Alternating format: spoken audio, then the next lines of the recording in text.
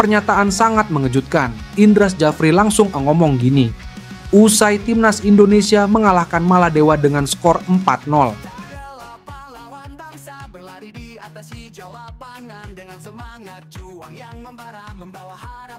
Pelatih timnas Indonesia U20, Indra Syafri berhasil membuat skuad asuhannya membantai telak atas Maladewa.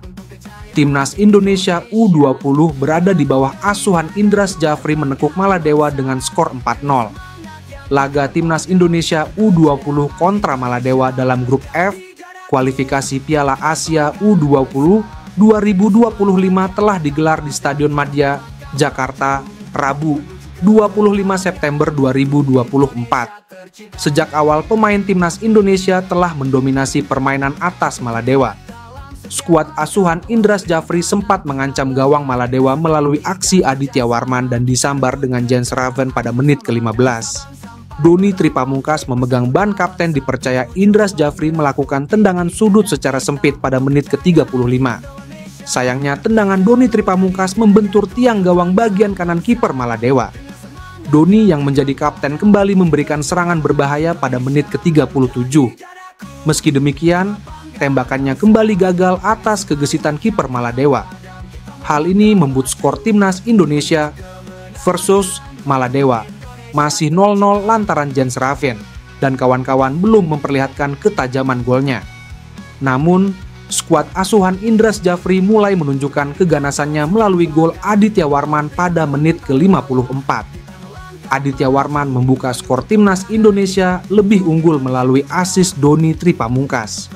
Lagi-lagi Doni Tripamungkas memberikan asis pada menit ke-56, membuat pemain muda Macan Kemayoran itu semakin subur, menunjukkan permainan apiknya. Tony Firmansyah akhirnya berhasil membukukan cetakan gol, membuat Indonesia meraih skor 3-0 pada menit ke-60. Jens Raven juga turut berkontribusi mencetak gol setelah 6 menit, Tony menembuskan bola ke dalam gawang Maladewa. Sontak, timnas Indonesia U20 membukukan skor 4-0 mengungguli Maladewa pada menit ke-66. Dari 4 gol berasal dari pemain timnas Indonesia U20 tidak luput menyoroti sikap yang dilakukan oleh Indra Syafri. Indra Syafri terus memperlihatkan dirinya selalu menyempatkan sujud syukur setiap skuad asuhannya mencetak gol. Ia tidak merasa malu harus melakukan sujud syukur ketika di pinggir lapangan. Ternyata Indra Syafri pernah mengungkap ada makna dan tujuan yang dilakukan oleh dirinya selalu menyempatkan sujud syukur. Terutama saat skuad asuhannya mencetak gol telah menjadi kebiasaan dirinya dan tim sujud syukur. Dikutip melalui artikel tvonnews.com sebelumnya, Kamis 26 September 2024, Indra Syafri mengungkap alasan dirinya sujud syukur. Indra Syafri juga telah mengetahui dirinya dianggap sebagai pencetus sujud syukur sebagai kebiasaan selebrasi gol dari Indonesia. Tak hanya sujud syukur, pelatih usia 61 tahun itu juga mengajarkan skuad asuhannya selalu mencium tangan wasit baik sebelum dan setelah pertandingan. Indra Syafri pun menceritakan sujud syukur dicetus ketika para pemain dan jajaran pelatih melakukan selebrasi gol dan cium tangan wasit hendak mulainya pertandingan. Ia menuturkan bahwa dirinya ditugaskan untuk memegang sebagai pelatih pada level timnas Indonesia usia muda. Kala itu ia menerima pendaftaran pemain hanya dari DKI Jakarta. Namun, ia memutuskan untuk belusukan ke seluruh wilayah Indonesia. Hal ini mengingat dirinya belum puas menemukan komposisi pemain yang dapat berkontribusi penuh untuk timnas Indonesia. Seketika Indra Syafri membuat fakta mengejutkan berhasil membuat timnas Indonesia level U19 menjadi juara Piala AFF U19 2013. Indra Syafri mengakui alasan Evan Dimas dan kawan-kawan juara Piala AFF U19 2013 tidak luput dari ajaran darinya untuk selalu sujud syukur. Ia menyatakan sujud syukur sebagai bentuk merasakan kenikmatan atas pemberian dari Tuhan.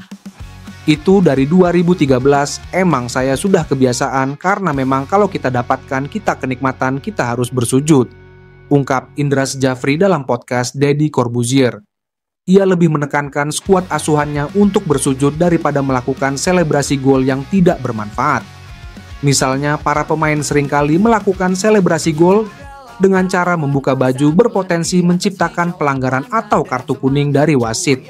Saya yakin sujud syukur itu mungkin secara rukun tidak memenuhi persyaratan masa pemain celana pendek, enggak wudhu dan sebagainya, jelasnya. Indra Syafri juga meyakini kebiasaan para pemain dan jajaran pelatih selalu sujud syukur dijadikan sebagai simbol dan budaya baru dari sepak bola Indonesia.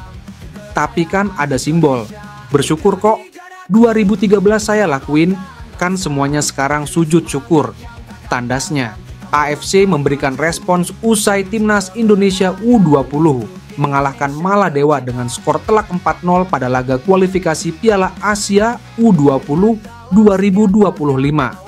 Timnas Indonesia memulai laga grup F kualifikasi Piala Asia U20 2025 dengan sangat meyakinkan usai menghajar Maladewa di Stadion Madia Rabu 26 September.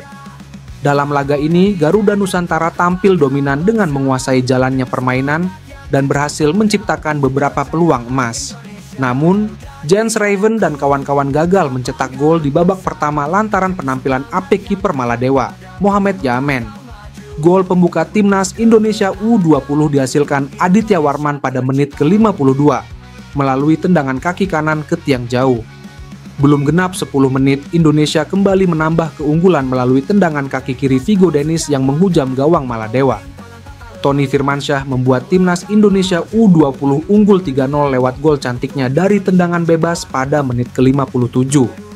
Jens Raven menjadi penutup pesta gol Indonesia pada laga malam itu lewat golnya pada menit ke-77 melalui sontokannya di depan gawang.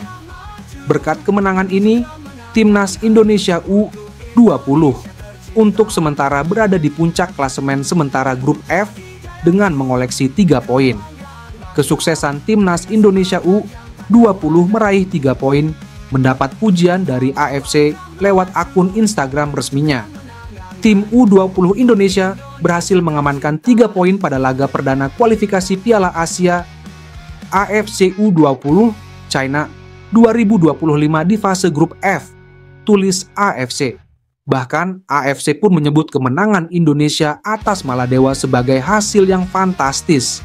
Skuad Garuda Nusantara menang fantastis 4-0 atas Maladewa melalui aksi Aditya, Vigo, Tony, dan Ravens. Tambahnya, sementara itu, Indra Syafri mengungkapkan kunci sukses timnya bisa meraih kemenangan adalah perubahan formasi di babak kedua.